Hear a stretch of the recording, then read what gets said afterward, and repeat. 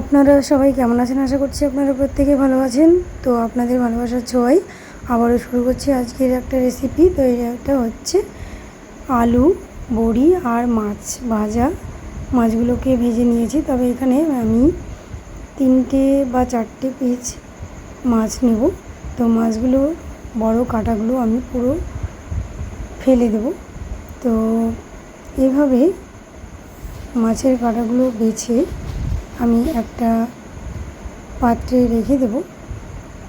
তো এটা খুব সহজ একটা রেসিপি এবং খুব সুন্দর। মাছ দিয়ে বড়ি রান্না তো খাওয়া হয়, তবে এইভাবে মাছ দিয়ে বড়ি রান্না খুব কম লোকেই খেয়েছে। তাই আজকে আমি ফার্স্ট এভাবে করলাম। তো তাই ভাবলাম যে আপনাদের সঙ্গে শেয়ার করি। তো এইভাবে ছাড়ানো হয়ে গেছে। তারপরে আমি কি করব, কড়াইয়ের বড়িগুলো নিয়েছি, সেগুলো এবার কড়াইতে তেল দিয়ে তেলটা যখন গরম হয়ে উঠবে তখন যেমনভাবে বড়িগুলো ভাজা হয় ঠিক সেইভাবেই বড়িগুলোকে লাল করে ভেজে জল দিয়ে দেবো। অবশ্যই একটু জল দিয়ে ফুটিয়ে নামিয়ে রাখবো। আর এটা করলে বড়ির ভিতরে জলগুলো ঢুকে যায় আর খুব সুন্দরভাবে সিদ্ধ হয়ে ওঠে আর খেতেও খুব ভালো লাগে। তো যাই হোক, বড়িটাকে একটু ভাপিয়ে নেওয়াই ভালো। আমি সেই মতোই একটু ভাপিয়ে নিয়ে ফুটে উঠেছে, তারপরে বন্ধ করে দিয়েছি। কিছুটা জল ওতে শুষেও নেবে আর অনেক বড় বড় হয়ে যাবে বড়িগুলো। তো এবার কি করলাম, কড়াইতে আবারও নতুন করে তেল দিয়ে দিলাম। তেল দিয়ে দেওয়ার পরে আলুগুলোকে একটু ফ্রাই করে নিচ্ছি। তো এখানে আমি সামান্য হলুদ বা লবণ একটু দিলেও হয়, তো আমি এখানে হালকা পরিমাণে লবণ দিয়েছি। তো দিয়ে এটাকে ভেজে তুলে নিলাম।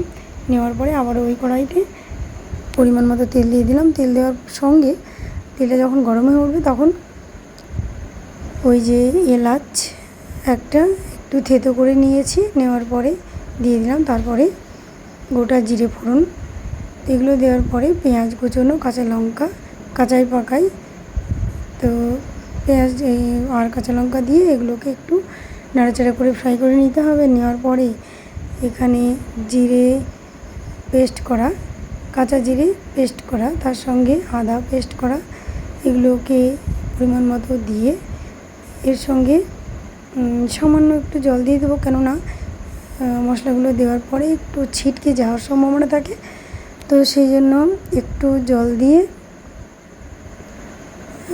সঙ্গে হলুদ, লঙ্কা গুঁড়ো, লবণ, সঙ্গে ধনিয়া গুঁড়ো, এগুলো দিয়ে মশলাটাকে ভালোভাবে তৈরি করে নিয়ে এর মধ্যে যে ওই যে মাছের কাঁটাগুলো বেছে রেখে দিয়েছিলাম সুন্দর করে, সেগুলো এর মধ্যে দিয়ে দিলাম। এটা করলে কি হয় যে বাচ্চারাও খেতে কোনো দ্বিধা বোধ করবে না বা কোনো অসুবিধা হবে না, বা বড়োদেরও অসুবিধা হয় মাছের কাঁটা থাকলে।